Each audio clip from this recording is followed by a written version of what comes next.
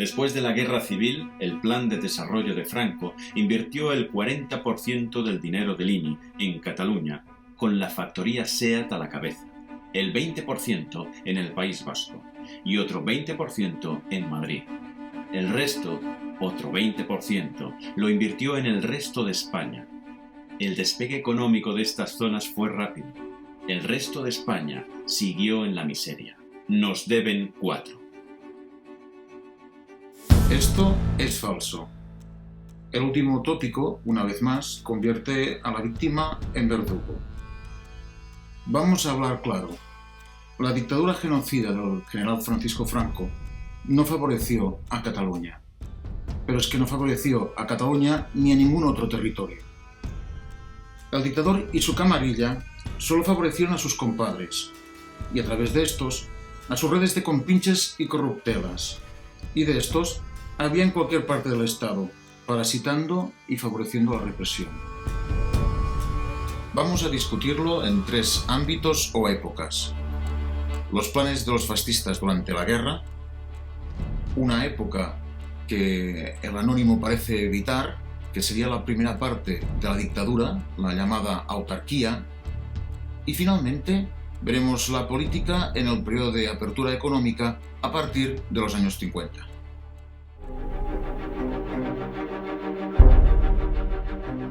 Debemos tener en cuenta que la Guerra Civil de 1936 fue más que una lucha entre hermanos, o el envite entre la derecha fascista y el republicanismo de izquierdas.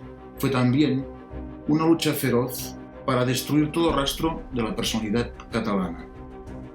Es un aspecto que suele obviarse cuando se trata de este tema tan delicado, pero que resulta más que evidente en estas líneas de Francisco Cossío en el pensamiento alavés, escritas poco después del lanzamiento.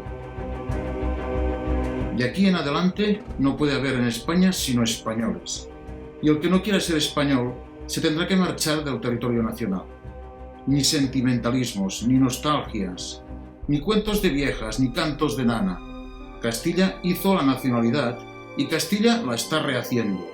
Nos hallamos en una nueva reconquista y nuestra Granada hoy debe ser Barcelona, en donde hemos de extirpar a todos esos traidores y salvar a los buenos españoles que hay allí, prisioneros del separatismo. Es curioso, ¿eh? Da cierto déjà vu. La política respecto a Cataluña la definió claramente el general Queipo de Llano.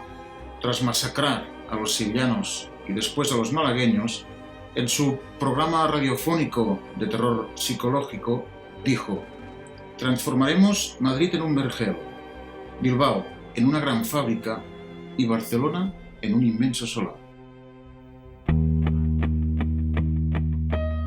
Llama la atención que nuestro anónimo haya olvidado por completo una época tan dolorosa en la historia de los españoles y salte directamente de la Guerra Civil a los años 50. Tras la victoria en 1939, los listillos del régimen plantearon un programa de autarquía, un proteccionismo extremo que cerraba completamente el país al exterior, volcando a la población a la miseria e inflando la corrupción en forma de compraventa ilegal, el conocido extraperlo.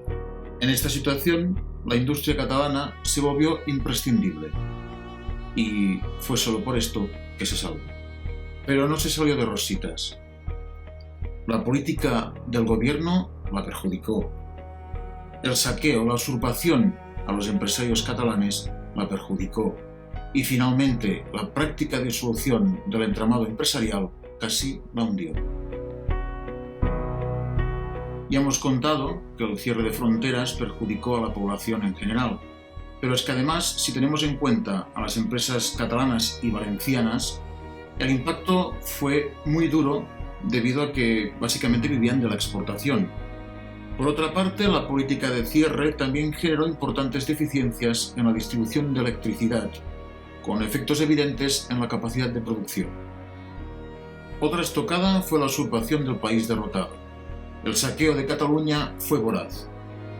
Salvada la excepción de los famosos catalanes exiliados en Burgos, poca gente habla de los empresarios fieles a la República Española, muchos de ellos obligados a exiliarse en Francia por la persecución anarquista. Al volver a casa fueron castigados.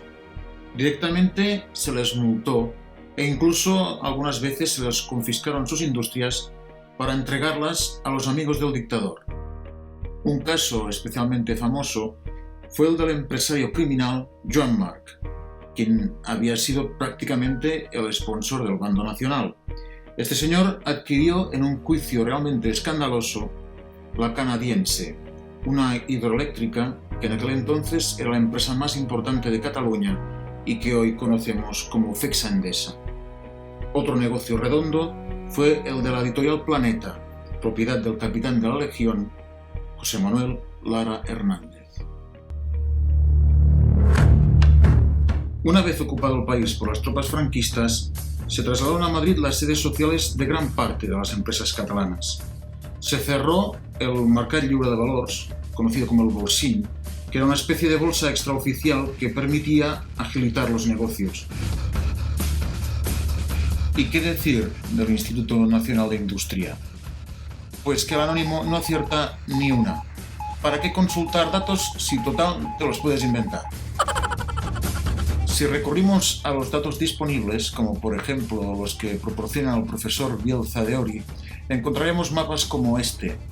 En él vemos un área amarilla, que es la mayor parte de la península, sobre todo sur, centro y oeste, y es la que recibió durante esta parte del franquismo la mayor aportación económica para su desarrollo, totalmente al contrario de lo que nos decía el texto anónimo.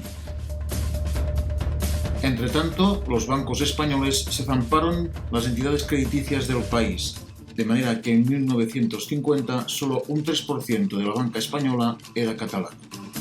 ¿Qué favorecía a quién? Terminaremos hablando del periodo de apertura económica, que está mucho mejor documentado.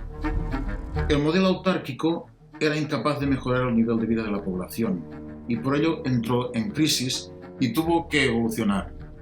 Tuvo que liberar el mercado con el Plan de Estabilización de 1959. Dicho plan fue aprobado a pesar del dictador, que tenía en la autarquía un símbolo de su victoria en la guerra. Y vayamos a los datos. Gracias a la Fundación BBVA, podemos saber cómo se invirtieron los presupuestos públicos en España desde 1955 hasta nuestros días. Consultando estos datos, tan solo en 1972 y 1973 se realizó un gasto público territorializable superior al porcentaje de riqueza que generaba Cataluña, siendo el superávit de alrededor del 5%. Es decir, el franquismo no sobreinvirtió en Cataluña más que en 2 años de 24. Y si miramos en las infraestructuras, en la típica frase de las carreteras y autopistas catalanes las pagamos todos los españoles, aún queda más desmitificado. Tan solo entre 1965 y 1968, el Estado franquista invirtió más porcentaje de su gasto en carreteras catalanas que el porcentaje que gastaba en cualquiera de los otros territorios. ¿Y qué hay de la SEAT? En estos años, pasada la autarquía, la dictadura hubiera querido que Cataluña se especializara en la industria textil, pero tuvo que transigir con el deseo de la empresa automovilística italiana Fiat de instalar la factoría SEAT en Barcelona, por su puerto y su mano de obra cualificada, deseo que cabreó bastante al general Franco, que había ofrecido otras ubicaciones.